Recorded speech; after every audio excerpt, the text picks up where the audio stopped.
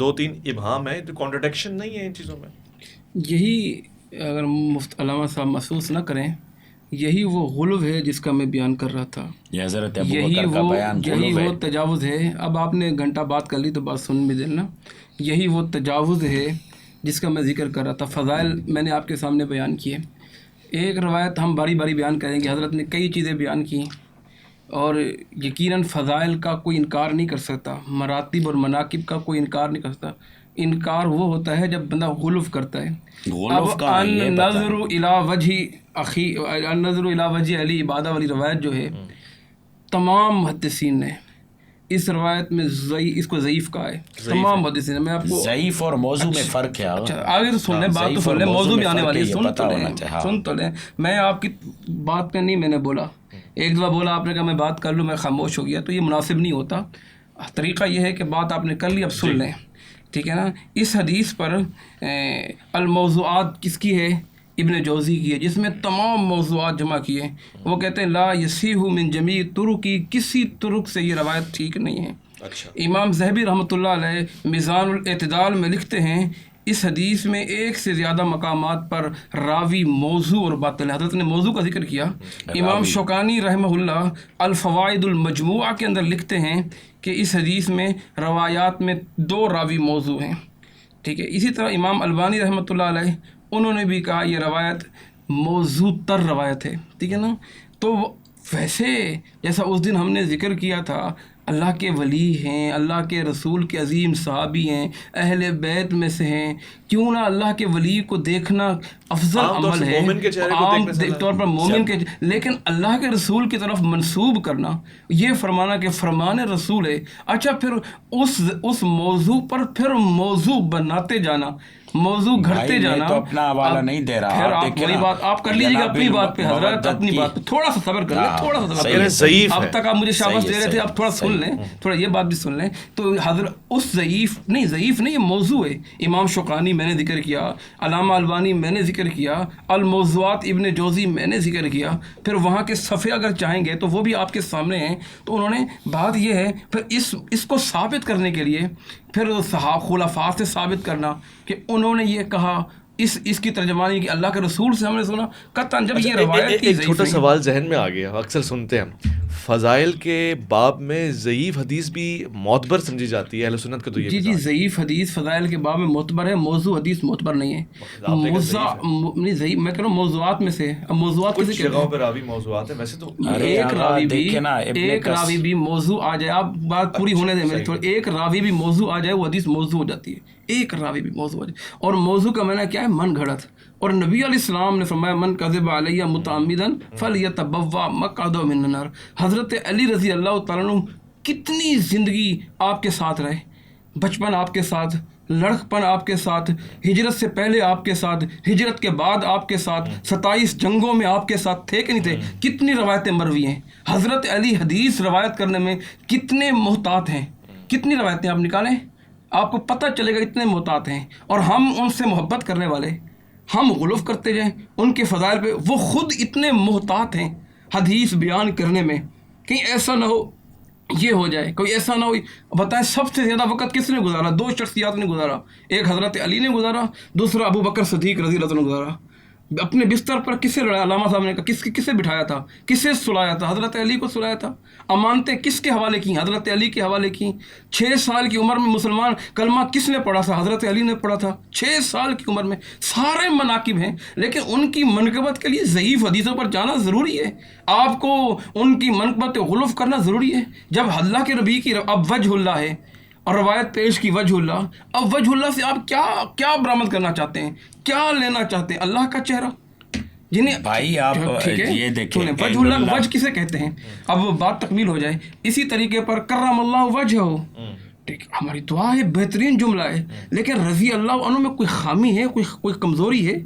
بات یہ ہے کہ جو سلف نے کہا جو اسلاف نے کیا، جو صحابہ سے، تابعین سے، تبع تابعین سے، محدثین میں، آپ اسی کو رکھیں. حضرت علی میں نے ابھی آج بھی جمعہ پڑھایا، پچھلا جمعہ پڑھایا، اس سے پچھلا جمعہ پڑھایا، ختم. موضوع کمال کا موضوع ہے یار. صرف ایک سوال، امام بخاری نے علیہ السلام لکھا ہے نا صحیح بخاری میں، کتابوں میں ہے نا؟ امام بخاری کی کتب میں موجود ہے علیہ السلام، لیکن امام بخاری آپ کیسے کہہ سکتے ہیں اب تصنیف ہو رہی ہے. اب اہل حدیث اگر امام بخاری پہ تنقید کرے تو پھر میں کہا کوئی بھی ہو، ہم مقلد تو نہیں امام بخاری. یہ جملہ ہچکچا کے نہیں کہہ رہا، یہ جملہ ہچکچا کے امام بخاری ہو، جہاں فضائل علی آتے ہیں بہت بڑے آنکھیں بند کر کے، غلوف کا نام لیتے ہیں. جب یہ جو میں نے امام بخاری رحمۃ اللہ علیہ السلام اگر لکھ رہے ہیں تو ضروری تو نہیں ان کی بات سے اتفاق کیا جائے. آپ یہ حتمی کیسے کہہ سکتے ہیں انہوں نے علیہ السلام لکھا ہے؟ علیہ السلام کا جملہ اتفق فیہ علماء العرب والعجم، علیہ السلام کا جملہ عرب اور عجم کے علماء اتفاق کرتے ہیں یہ انبیاء کے لیے. اس کا مطلب آپ نے نبی بنا دیا. امام بخاری نے نہیں لکھا، آپ کہہ رہے ہیں؟ اگر لکھا بھی ہے تو ہم معتقد تھوڑی ہیں ان کے.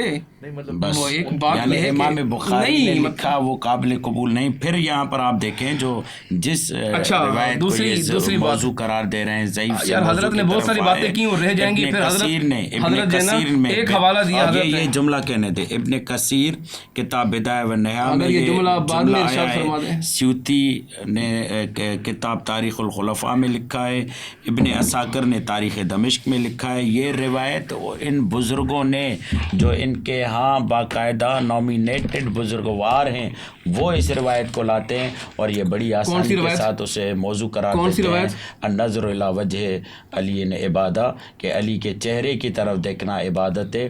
اور بڑے آسانی کے ساتھ آپ الموضوعات جلد نمبر 2 صفحہ نمبر 126، جہاں میزان الاعتدال جلد نمبر 3 صفحہ نمبر 236، الفوائد المجموعہ جلد نمبر 1 صفحہ نمبر 259، جہاں پر یہ کیا لکھا کہ روایت موضوع. کیا پتہ آپ ایسے ہی نام لیتے ہوں، حقیقت میں نہ ہو. یہ دیکھیں نا، آپ بات سنیں، آپ دیکھیں نا، اگر آپ کو نظر آ جائے کتاب میں سامنے یہ کیسے آپ نے کہہ دیا موجود ہے صحیح بخاری یہ آپ نے کیسے کہہ دیا؟ ایسے بولتے ہیں قرآن مجید میں ہے کہ صلوات علیہم، کیسے وہ آئے مجیدہ کہ ان پر اللہ کی طرف سے درود و سلام ہو.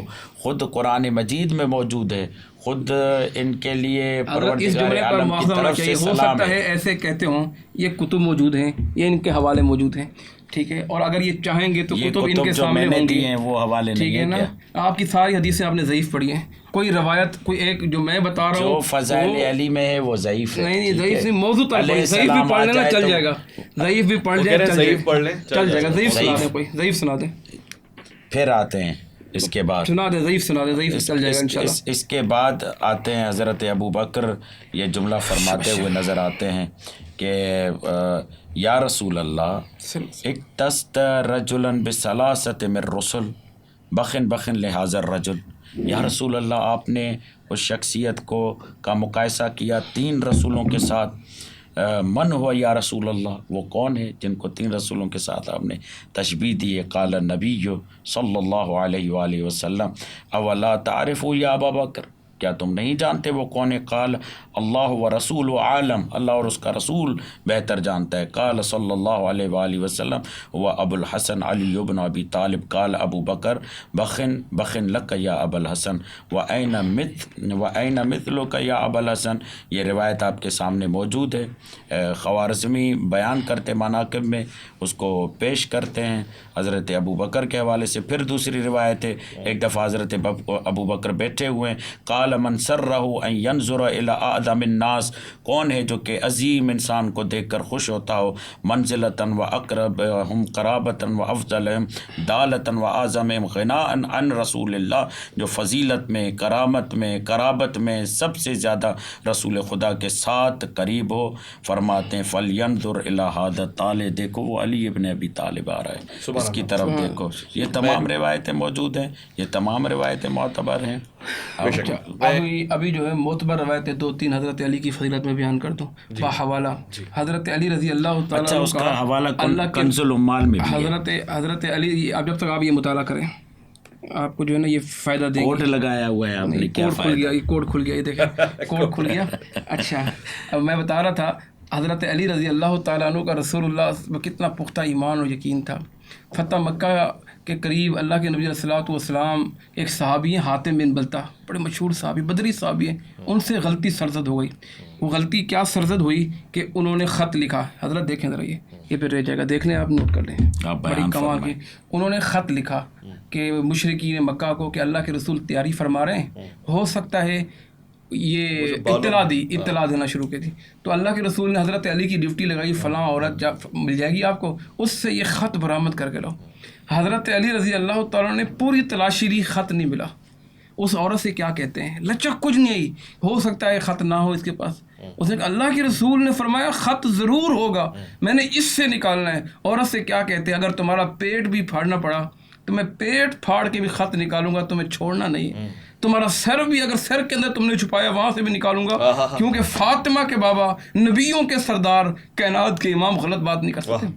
جب عورت کو یقین ہو گیا کہ بچنے والی نہیں ہوں تو اس نے اپنی چٹیا سے خط نکالا اور حضرت علی کے حوالے کیا. یہ حضرت علی کا کمال ایمان تھا.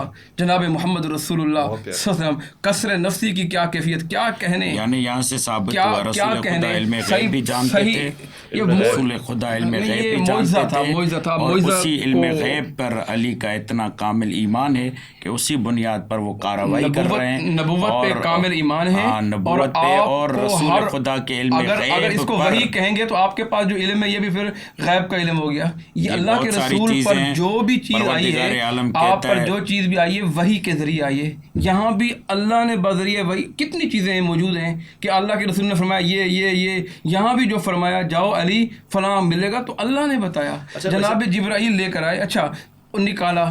کس طرح کسر نفسی کس طرح ہے وہ آپ کو پتہ ہے، مشہور حدیث، علی زمین پر لیٹ جاتے ہیں. اللہ کے نبی نے کیا فرمایا، کم یا ابو تراب.